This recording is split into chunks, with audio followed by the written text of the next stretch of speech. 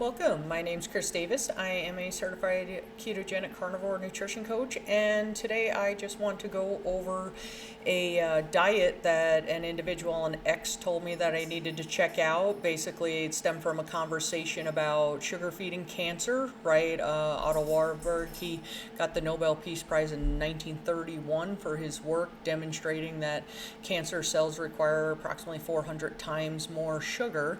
And so I was talking about, why you need to make sure that you keep your sugar content low. And so supposedly this Ray Peat Diet came out of the conversation. And so I thought, well, let me look into it and see what's there. So I actually found two articles on it.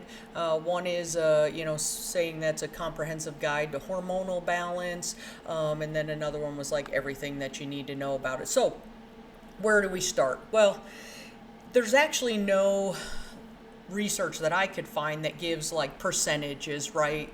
Like a lot of nutrition, it's have this percentage or this many grams of that per pound of body weight thing. But I was able to find this, and it's more of a guideline, kind of what he recommends, right? Portion is a lot of fruits, veggies, actually fruits, and then it kind of goes up from there. He actually has liver there in small quantities, which kind of did surprise me. And of course, avoiding polyunsaturated fatty acids, which we'll get into that in a bit. So then I thought, well, what are our food pyramids? Right now we know that the original USDA food pyramid was based off of no science.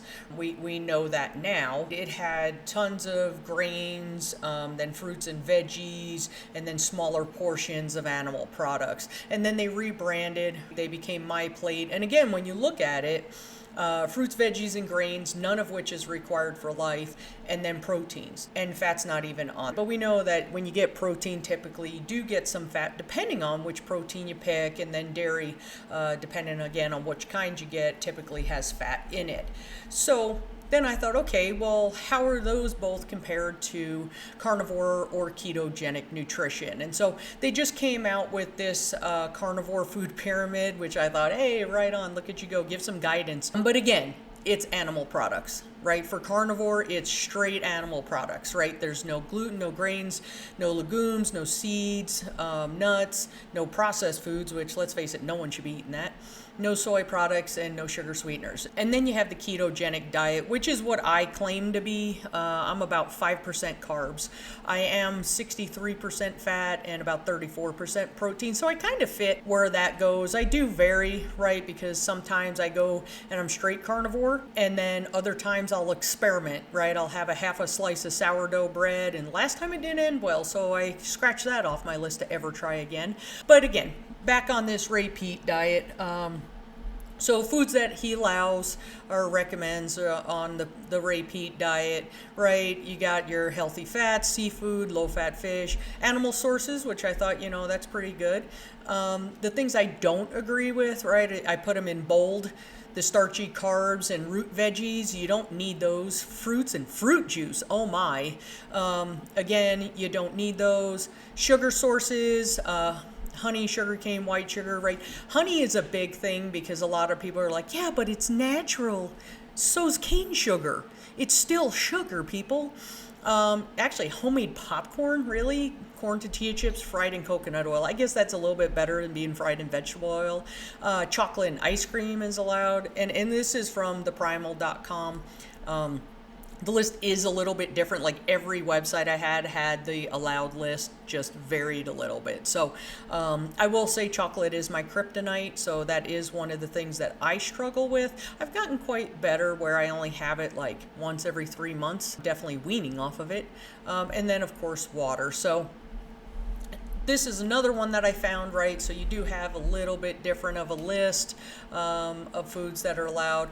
My issue again is with the fruits. Fruits are fructose and glucose, they're sugar. And so I kind of emphasized on the fresh fruits, and I did appreciate though that they said opt for ripe seasonal fruits. We have just destroyed fruits and veggies, right? From the things that they spray on them, to the things that they inject them with, to how they've created them to last longer, right? That ain't al natural. And so the rest of the list I'm pretty chill with. And so then I thought, okay, so looking at fruits, and veggies, like what's grown where. So I found this chart. I found it quite interesting. When you look at North America, right, ain't a whole lot growing there. And so then I thought, okay, well, what about Idaho?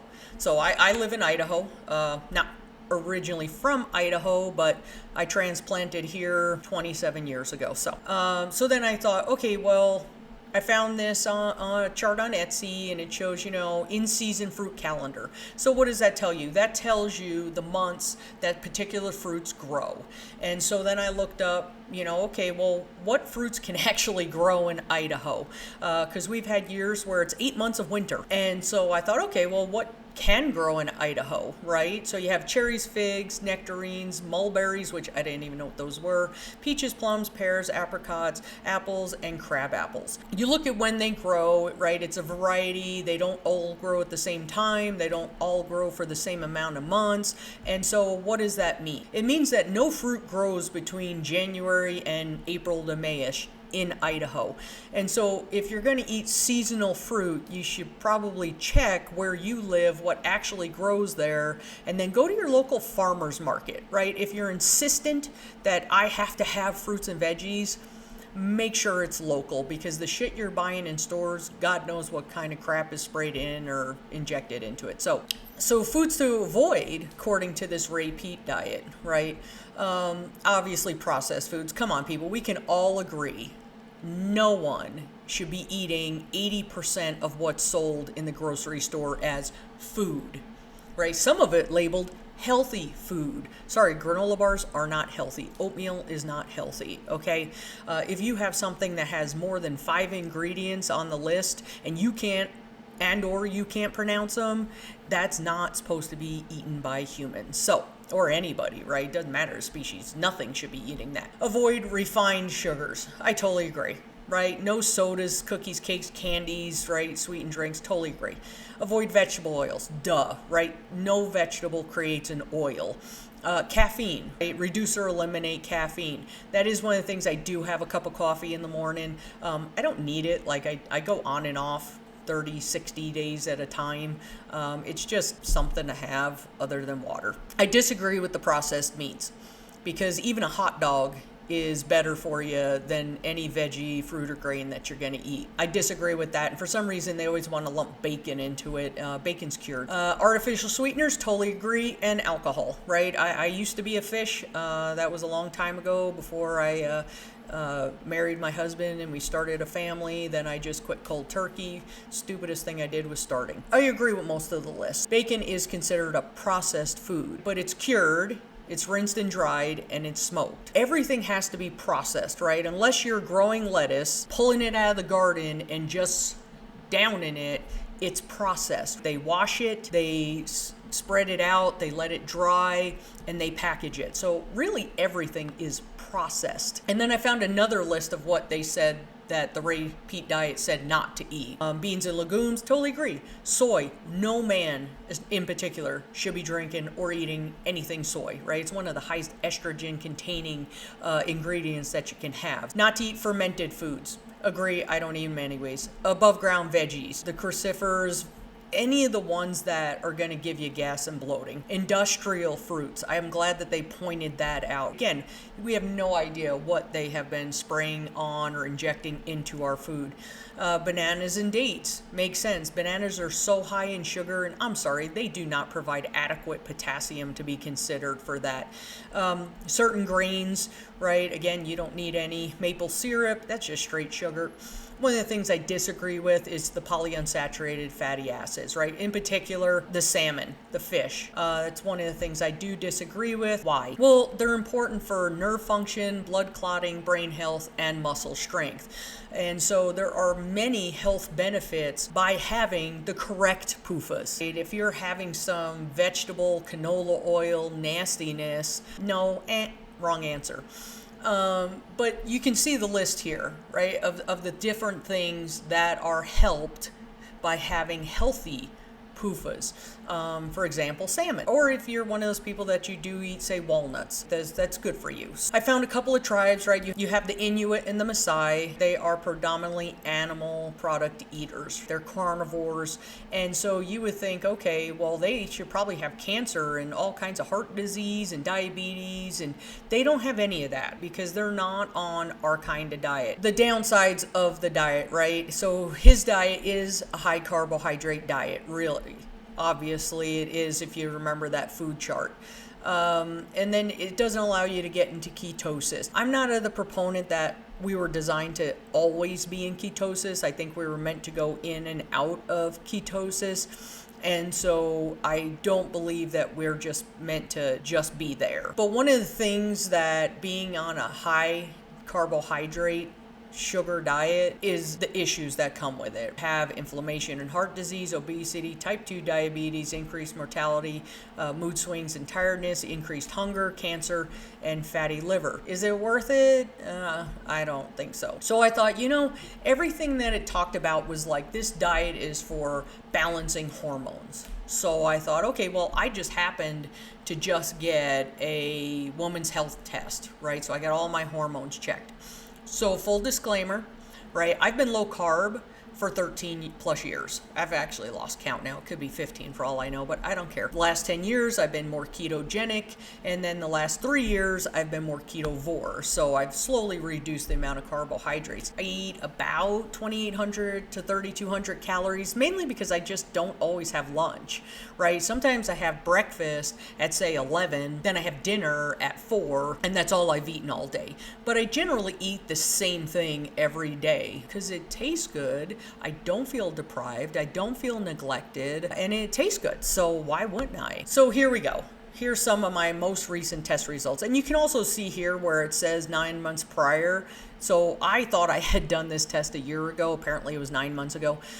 Because I do want to do it once a year just to experiment, right? I'm an N01. I want to see what my numbers do. My T3, T4, which is one of the things that they had talked about, not having this kind of diet with all these fruits, right, that your hormones are going to be out of whack. And that's why he claims that this is a hormone balancing. So I thought, okay, well, let's compare it to someone that's generally less than 5% carbohydrates and 0 fruit, right? My carbohydrates are from romaine lettuce. So my T3, T4, those are both produced in your thyroid gland, and mine are normal. My TPO antibodies, that's the level of antibodies produced by the immune system in the blood. So if you look, it's normal, right? Last time and this time, it's normal. So my thyroid health is great. People might say, well, Chris, what about this? So my estradiol, right? Estradiol, it's the strongest and main form of estrogen in women, and mine is 6 times, roughly,